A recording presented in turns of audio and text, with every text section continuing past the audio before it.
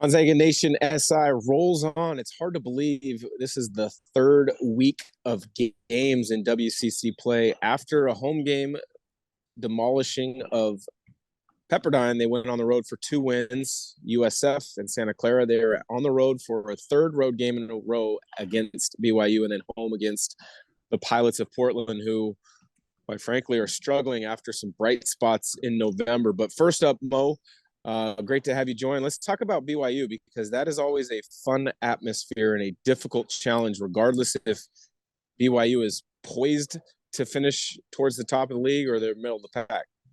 Yeah, it's a hostile environment. I think it's the best presentation in the league by far. If you go to a game there, it's got an NBA atmosphere, but it's not that professional or whatever. And they do a good job of getting those students hyped. Crowd's always good. It's usually sold out. Mark Pope does a good job of a good brand of basketball. So, we've had some stinkers in there, with us blowing them out, but also they try to win. They don't play, to not to get blown out, if that makes sense. So it's usually a fun game to watch, fun game to call. Looking forward to it. They started 5-5 this year, got up to 12-5, 3-1 in league, lost to LMU. But in their minds, we're 3-0. They're 3-1. Obviously, if they can beat us, they'll be tied for first with a tiebreaker in league. So it's going to be a big game for them. Last year in the league, in the WCC, obviously it's well documented. They're going to the Big 12. They haven't had much success against us, and I know it's kind of a rivalry. So it's going to be fun to see what they kind of bring out. And it's always a hostile environment. I like going to it. I know you kind of had a little smirk on your face when you say they're going to the Big 12 and they haven't had the success. I've had to answer that question delicately to a number of people in the past, because when BYU came in, they kind of had this persona and this approach that, hey, we're taking over the WCC, and that hasn't happened. They've challenged, but they haven't overcome the king being Gonzaga. St. Mary's has consistently finished higher. But they're moving to the Big 12. And I've talked to a number of other college coaches on the West Coast that follow all the teams. And they said there's been a definite shift in the last year and a half in the type of players that BYU recruits to get ready for the Big 12. When you look at a WCC player and how you would recruit versus a Big 12 program and how you would want to recruit and prepare, what would you see, or what would your main action points be? Well, I think first, the size and strength, and I know that sounds funny, but if you just go top to bottom and you look at, like, when we played Texas and we played a bunch of Big 12, Big 10 type teams, it just looks like a bigger athlete in general, just top to bottom, from your wing players, from your guards. And then obviously, like a team like Baylor, I mean, remember Baylor, how strong they were from top to bottom. I think that's the biggest difference when you go down from our teams in our conference to our still good teams. We had three NCAA tournament teams last year. Was a 3-bid league. But if you look at just walking through the airport, you'd be like, that's a basketball team. That's maybe a basketball team type of deal. Yeah. So I think it's just a different athlete and a different type of player. I guess it's more bruiser.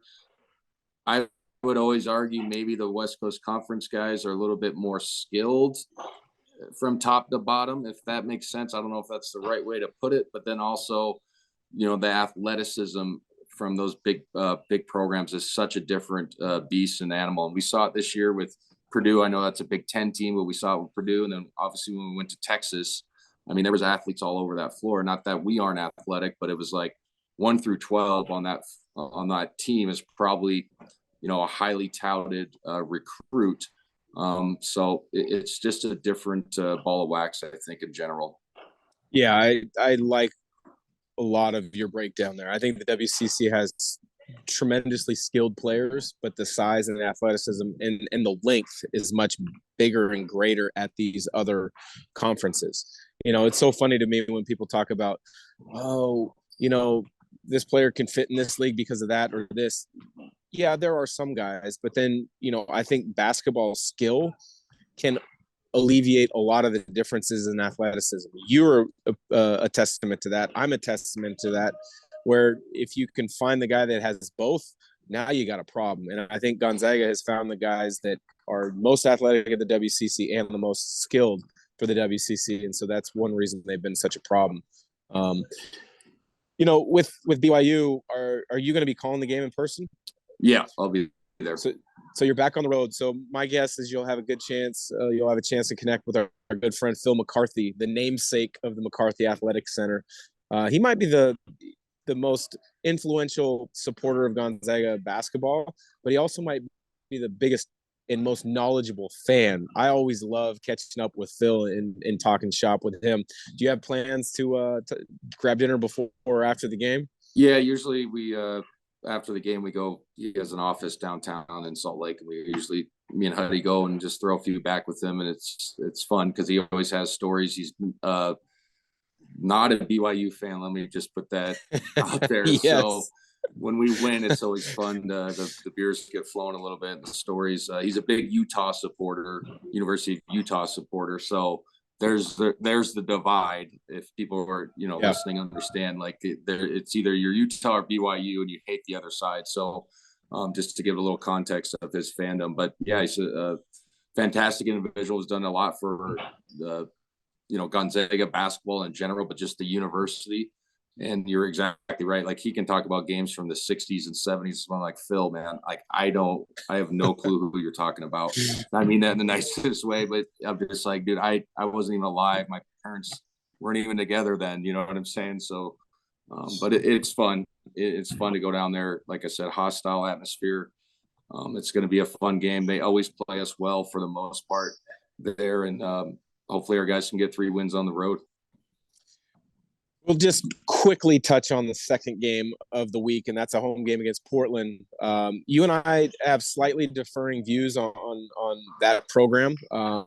You being growing up in Gonzaga, land in Spokane probably changes how I look at it, because I grew up in Portland, 15, 20 minutes from campus. I almost went to Portland out of high school, almost went there before transferring to Gonzaga. They tried to re-recruit me, but Shante Leggins, I think, is doing a nice job, although they've kind of fallen off a cliff since a tremendous start in non-conference. Just give me your quick thoughts on this game and the Portland program as a whole. Well, it's going to be interesting because, like you said, they played well in the PK80. They took Carolina down to the wire, and then they almost beat Michigan State, lost by 1. So it was a really good program building type of weekend. Even though you didn't win, if you got to take steps, especially if you're a smaller program like Portland. So it was interesting to see. It was like, oh, maybe they have a chance to be kind of middle of the pack, or finish in the top 3 in our league. And then, like you said, they've kind of fallen off the cliff. Play an interesting style. He gets them going up and down. They play fast. They try to be physical. So it is kind of usually a chippy game between Gonzaga and Portland, and it was like that when he was at Eastern. So I always just view it as it's fun to watch, and it's fun to see what happens, because it gets both, where both teams and benches are kind of talking. If you remember last year, Huey left his starters in with about a minute to go. Do you remember that? And we were up 30. So there's kind of this a little bit. It's not, bad blood in a sense of like, trying to embarrass somebody, but like it's one of those where like, hey, you guys need to just go back over to where you came from, and you know what I'm saying? So it's fun because it gets a little bit chippy. He's done a great job of elevating that program. I don't blame him for leaving Eastern Washington. He had that program elevated, and that's a story for later podcast. That if the athletic department votes to kill sports or whatever the university, and it almost passes, I would have left too. That's my point. So it'll be interesting to see what type of team shows up, because like you said, they've struggled in the last month and a half. Well, it's an opportunity for Gonzaga to move to 5-0 in league and put a stranglehold on the top ring as conference play continues to move on. Last question, Mo, before we jump off, is you and I both had injuries where we missed a long stretch, a full season. Chet Holmgren, as a rookie, is in that stretch right now. He got hurt this summer playing in the Seattle Pro-Am League. From everything I've read, is he's going to miss the entire season this year. The Thunder are just going to take things slow with him, which is the right call in my opinion. But, it's a grind as a pro. but it's a grind even more so as a rookie because you've never been through it. Now you throw on the fact that he's working through being a rookie and working through rehab for a long injury recovery. What was yours like, and what do you think is going through his head, and what would your advice be for someone in that position?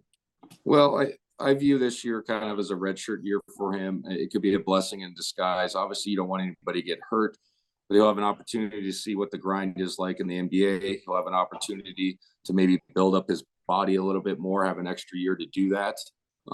The injury that he had is kind of a scary one. If we're being frank, it's, one of the tendons on your foot, and everybody knows you need your feet and the explosiveness in your toes to play basketball. So hopefully it gets better. Like I said, you just got to try to get the silver lining out of it. You can, like I said, work on your body. You can understand the ins and outs of an NBA season. And I think he's going to do that and come back stronger. And, hopefully the Thunder understand that it's a long process for him. I think he has a chance to be a all-star type of player in the NBA, but also I think he has a chance to be, one of the best rim protectors. And so that is of such a value for any team. Hopefully they'd let him heal, let him get back right. And he could be a contributor on that franchise. When I got hurt with Boston about 20 games in mid-December, my season was over. Tore my Achilles. There's no coming back that season. I went back home because there's not a lot of rehab that I could do, for an Achilles tear. After surgery, you just take about 6 weeks just to let the body heal. So I went away. I wasn't around the team the rest of that season. There was positives and negatives to that. What was your rehab like with an ACL? Were you around the team, or did you go somewhere else to do rehab?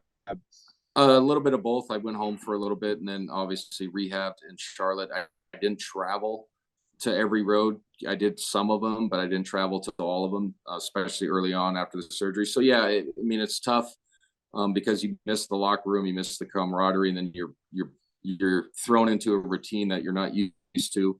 But then it's nice if you can be able to get away, and it kind of alleviates some of the sting of not being out there when you're sitting and watching courtside all the time. So I think it's a pros and cons to that approach, and hopefully they allowed him to, obviously be around his family, but then get back into the fold. Like I said, once you get to a certain level, you do need to travel. So you understand the grind of that. You need to be around their doctors and their trainers, doing the right thing. So it's tough, but there's, it's just part of the business and you got to work through it.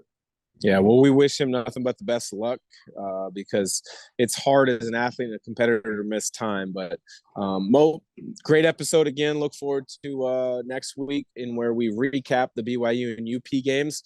And who knows, maybe our calendars will actually align and we can sit in person again because it's great doing them on Zoom, but there's something a little better about being in person and talking basketball because I know as much as I like basketball, you like basketball. Talking basketball is a lot of fun. Yeah, absolutely.